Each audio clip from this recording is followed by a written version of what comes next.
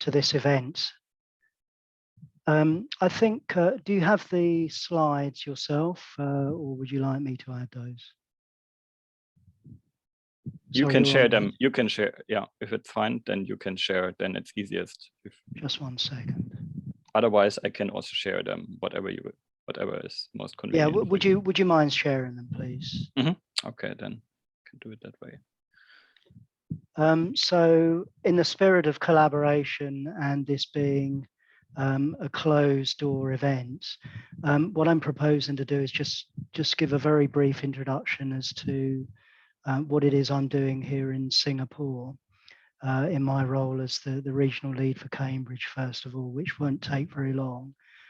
And then secondly, just to share with all of you some data points which will be launched in the study coming tomorrow, our benchmark study, which will be released tomorrow. So what you're going to be seeing data that is not yet released. It's not publicly available.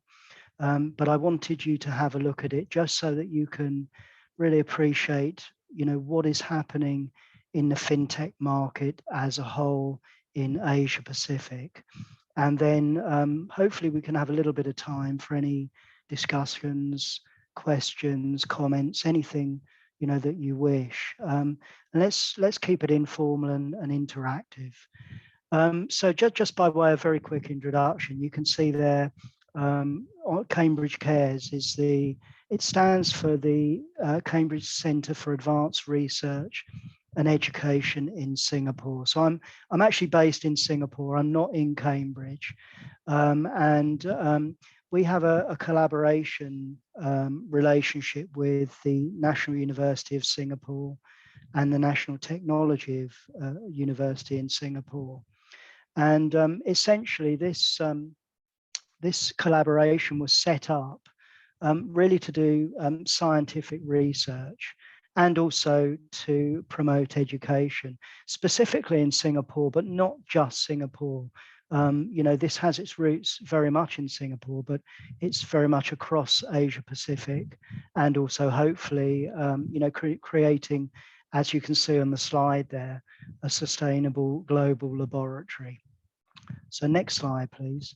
And I should just say that in my capacity in Cambridge, I'm the regional lead for the Centre for Alternative Finance. So we're looking at all of those traditional, non-traditional channels of financing outside of the incumbents, which would include a lot of the work which is done by organisations like yourselves and other fintechs, as well as regtechs and subtechs, using technologies and emerging technologies to promote value through new business models. So you can see a picture on the second slide there of the Prime Minister of Singapore, and I think this sort of sets the tone. You can see the focus around climate change and the impact, catastrophic and otherwise, not just on Singapore, but on all countries. And there you can see the impact is existential. So this is a real issue, and I think we all acknowledge those facts. Next slide, please. So again, just to go into a bit more detail here. So CARES was actually established in 2013. It's a collaboration platform. You can see we have researchers from those three academic institutions there working on problems both relevant to Singapore and the world at large. Next slide, please. Just a little bit about the structure and what CARES does. So you can see at the bottom of the slide there, we're working on, some scientific projects, particularly in chemical energy storage technology, and also carbon reduction in chemical technologies, and then other CARES projects, which would be where I come in on the innovation side. It's a fascinating environment to be.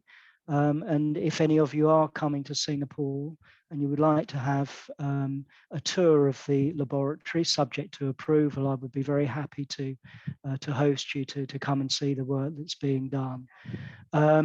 You can see that we report into the National Research Foundation, which is attached to the Prime Minister's office. And as such, most of the projects are very strategic in nature, as you would imagine. And next slide, please. We do have collaboration with other academic institutions. You can see there on the bottom left quadrant, NUS, NTU I've mentioned, Berkeley in California, MIT, and ETH in Zurich. So we currently have roughly 140 members, give or take. And you can see that we've published over 450 research papers, filed a number of patents, potentially saving 8 metric tons of carbon dioxide per year in Singapore. You know, we're hoping very much that the collaboration will continue to broaden and widen, not just within scientific research, but also include innovation in the alternative finance sector as well. Next slide, please. So just focusing on Singapore, very simple slide, this one, very much Singapore-centric in terms of the proposed routes to reduce the carbon footprint in Singapore. So using cleaner fuels, the capture, utilize, avoid model to improve efficiency. Next slide, please. And then the obvious question is, why do we need to reduce carbon dioxide emissions from industry, and why do it in Singapore? So you can see some of the explanations there. I think these will be, by and large, very familiar to all of you. And to a great degree, Singapore, although it is an island, the impacts on Singapore would be felt very much in our region, in Thailand, as well as other ASEAN and Asia Pacific countries.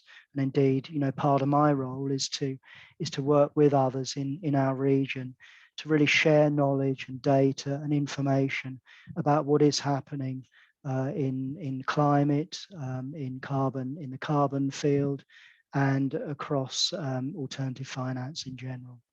Next slide, please. So a couple of slides here just outlining what a couple of those 2 major scientific projects are.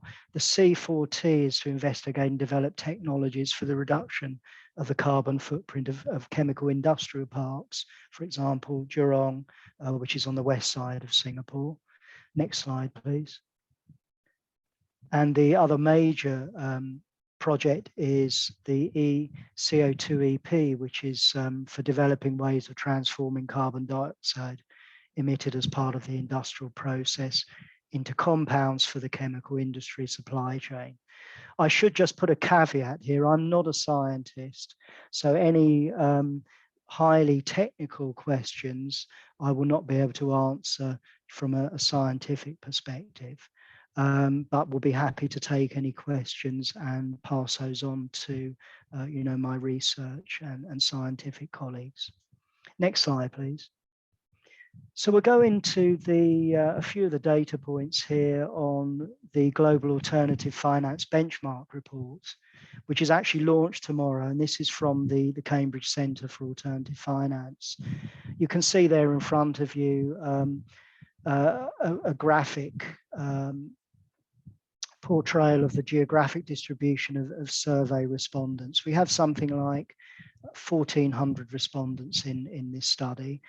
And I believe, I'll have to double check this because we will be launching tomorrow. I believe that the representation by Asia Pacific is in the order of between 20 and 25%. Next slide, please. You can see here a sample distribution across the primary fintech business models. So not surprisingly, at the top there, you can see that 21% is represented by digital lending, digital payments 18%, and then digital capital raising 14%. And these represent the 3 largest business models globally as part of our benchmark report. Some interesting data that we have on other models. You can see further down the chart there, particularly in digital custody, digital asset exchange, digital identity, all of which are gaining ground very rapidly in our region. And I'll talk a little bit about data points in our region very shortly. Next slide, please. So you can see that the fintech market, generally speaking, is growing, but the performance is quite uneven across these different business models. And I should also stress, such is the nature, obviously, of collaboration and innovation, that the taxonomies around these different business models are also developing. So please don't regard in any way these verticals, as they're called, as being particularly stable or static, because they're very much not. And of course, one of the reasons that they're rapidly changing is that the external environment is changing, obviously with COVID and other economic developments, but also because we're seeing new business models develop through emerging technologies. But nevertheless, you can see there at a glance, again, with the exception of digital lending, which is perhaps not a surprise, that the global fintech market is growing, certainly growing, in some areas more than others. I mentioned the digital asset exchange, savings and custody models there, as well as the others. But digital lending, I think a lot of the impact there is felt through, sadly, the current pandemic that we're all experiencing. And you can see that these percentages are changes in the total transaction volume by each of these fintech verticals year on year. Next slide, please. So digital lending, digital payments, digital capital raising accounted for something like 59% of the responses. And here I'm moving now to the specific Asia Pacific data points. And you can see there that the percentage of total responses really tapers off as we go outside of those three leading verticals. It certainly doesn't mean there's no activity happening there. There certainly is activity, great activity. But the data responses that we captured is much less in those verticals than in some of the others. Next slide, please. And again, to focus here, you can see on digital lending, we've seen negative changes in transaction volumes, numbers of transactions, new borrowers, and repeat existing borrowers or issues. And I would suggest that perhaps there's nothing particularly exciting about those outcomes. But if we look in digital payments and digital capital raising, you can see that we've got relatively healthy growth, even despite the external circumstances, the very challenging circumstances globally, and also, of course, in our region. I think we should be encouraged to see that there is, significant strength underpinning some of these increases. Next slide, please. And again, here you can see we've picked out a couple of areas where data is showing us that there's urgent requirements. You can see, particularly for eKYC, so know your customer, know your client, the onboarding part of the process. Much more regulatory support is required, not just for the process of eKYC, but as you can see there, looking at the data, also faster authorization and licensing processes for new activities, both urgently needed as well as also needed in the longer term.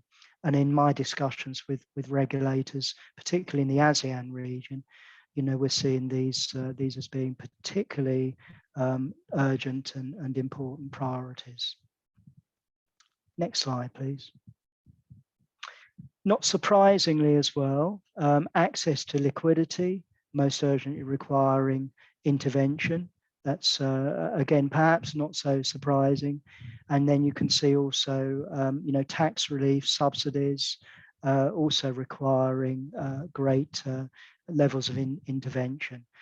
So again, these are very much up-to-date data points and ranked in terms of percentage of providers' use and needs there. Again, Asia Pacific data points only. Next slide, please. And that's really it. So a really quick run through there of the latest data points. I wanted to give you some advance, notice of those points. To a degree, I think they are roughly in line with some of the global developments that we're seeing in other regions.